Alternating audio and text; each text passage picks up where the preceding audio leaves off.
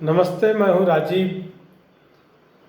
आज मैं चर्चा करूँगा भारत के पंचवर्षीय योजनाओं की। पंचवर्षीय योजनाओं की शुरुआत कैसे हुई, उसकी क्या आवश्यकता थी और उसके सामान्य लक्ष्य क्या थे। भारत में पंचवर्षीय योजनाओं की शुरुआत के उद्देश्य क्या थे, किन उद्देश्यों के कारण पंचवर्षीय योजना की शुरुआत की गई। 1947 में भारत आज़ाद हुआ और हमें एक छत बिछत अर्थव्यवस्था मिली। छत बिछत अर्थव्यवस्था से तात्पर्य आप समझ सकते हैं, जिसमें एक पिछड़ी हुई अर्थव्यवस्था की सभी विशेषताएं मौजूद थी। सामाजिक और आर्थिक पिछड़ेपन के इस वातावरण में देश के आर्थिक विकास के लिए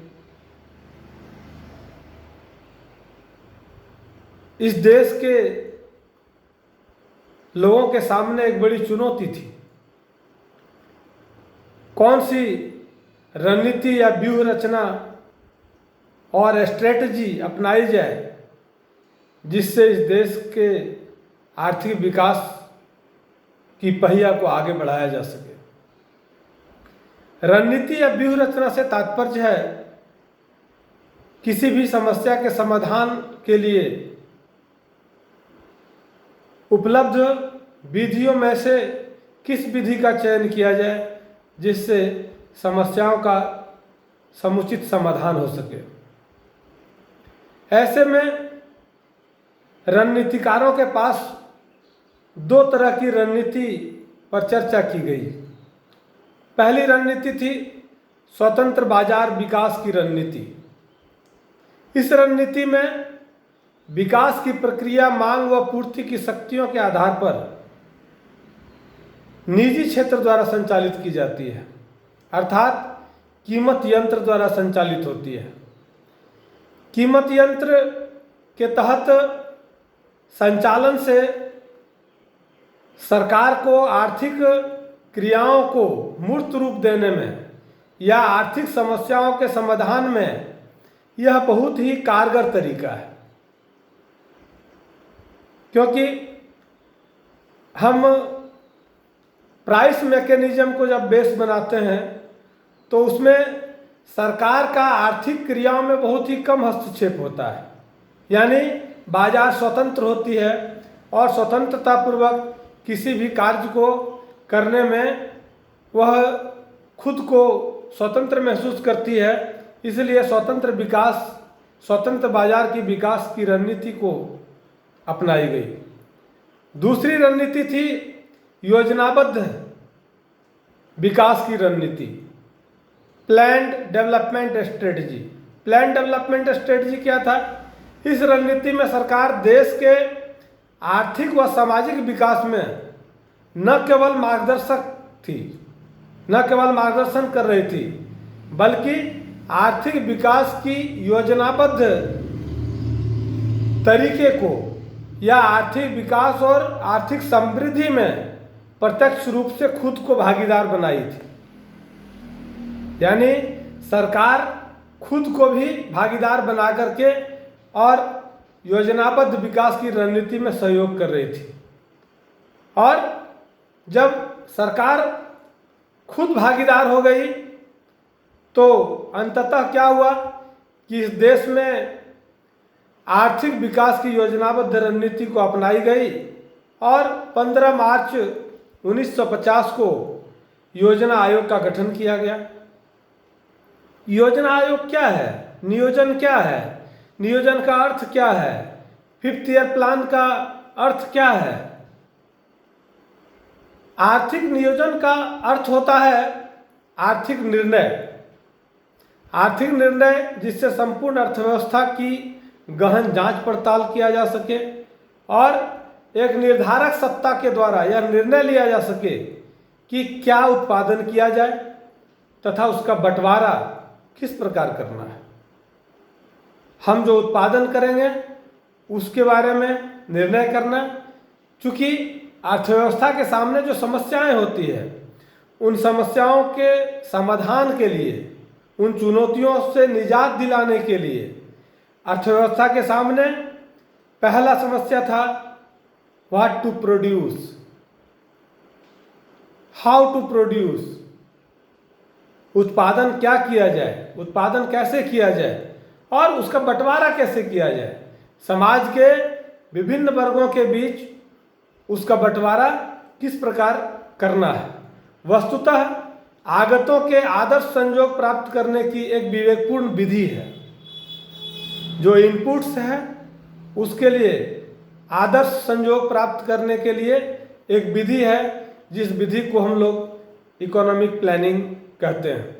और यह विवेकपूर्ण विधि है जो काफ़ी सोच समझकर अर्थव्यवस्था में लोगों के ज़रूरतों का जांच पड़ताल करके और एक आधिकारिक सत्ता द्वारा यह निर्णय लिया जाता है कि किस तरह के वस्तुओं का उत्पादन अर्थव्यवस्था के अंदर करना चाहिए, जो इस देश के लिए, इस देश के लोगों की ज़रूरतों को पूरा करने के लिए महत्वपूर्ण होगा या आवश्यक होगा।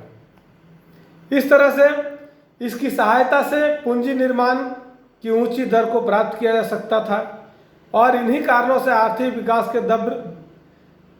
विकास के दर को तीव्र बनाने के लिए, यानी तेजी से आर्थिक विकास हो, अर्थव्यवस्था में गति प्रदान करने के लिए, आर्थिक विकास को बल प्रदान करने के लिए पूंजी निर्माण को प्रमुखता दी गई और आर्थिक नियोजन तकनीकी को एडॉप्ट किया गया। इकोनॉमिक प्लानिंग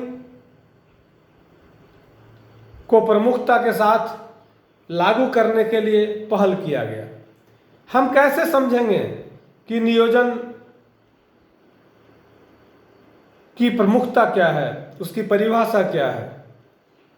कहते हैं कि नियोजन एक निश्चित समय अवधि में सुनिश्चित एवं सुपरिभाषित लक्ष्यों की प्राप्ति के लिए आर्थिक शक्तियों का विवेकपूर्ण ढंग से समन्वय एवं नियंत्रण करने हेतु आर्थिक संगठन की एक प्रणाली है। सुव्यवस्थित, सुपरिभाषित लक्ष्य, आर्थिक शक्तियों का विवेकपूर्ण ढंग से समन्वय करना और इसको करने की जो प्रणाली है, जो आर्थिक संगठन है, जो अर्थव्यवस्था के बारे में विवेकपूर्ण निर्णय लेती है, उसको हम लोग नियोजन कहते हैं या आर्थिक नियोजन कहते हैं या योजना कह सकते हैं। इस तरह से हम यह जानने का प्रयास करते हैं कि आर्थिक नियोजन क्या है। स्वतंत्रता के पूर्व इस देश की जो अर्थव्यवस्था थी वह जीर्ण शीर्ण अवस्था में पहुंच चुकी थी। मैंने पहले ही कहा कि आर्थिक और सामाजिक पिछड़ेपन का वातावरण व्याप्त हो चुका था। एक पिछड़ी हुई अर्थव्यवस्था की सारी विशेषताएं, सारे गुण भारत की अर्थव्यवस्था में मौजूद थी। तो उस स्थिति से, उस हालात से यहाँ की अर्थव्यवस्था को निजात दिलाने के लिए नियोजन को दो चरणों में विभक्त किया गया। पहला चरण था स्वतंत्रता के पूर्व के जो आर्थिक नियोजन है उसको हम लोग समझेंगे कि उसके पहले इस देश की अर्थव्यवस्था को आगे बढ़ाने के लिए कौन कौन से आर्थिक नियोजन के तरीके अपनाए गए, और दूसरा उसके बाद का, स्वतंत्रता के बाद का आर्थिक नियोजन। तो आज़ादी के पूर्व इस देश के अर्थव्यवस्था के विकास के लिए आर्थिक नियोजन की जो विधियां अपनाई गई, हम पहले उसकी चर्चा करेंगे, फिर दूसरे क्रम में हम स्वतंत्रता के बाद की अर्थव्यवस्था की चर्चा करेंगे। पहली है कि श्री एम विश्वेश्वरैया ने 1934 में प्लान्ड इकोनॉमी फॉर इंडिया नामक पुस्तक में योजना की प्रथम रूपरेखा रखी और उस रूपरेखा में सन 1900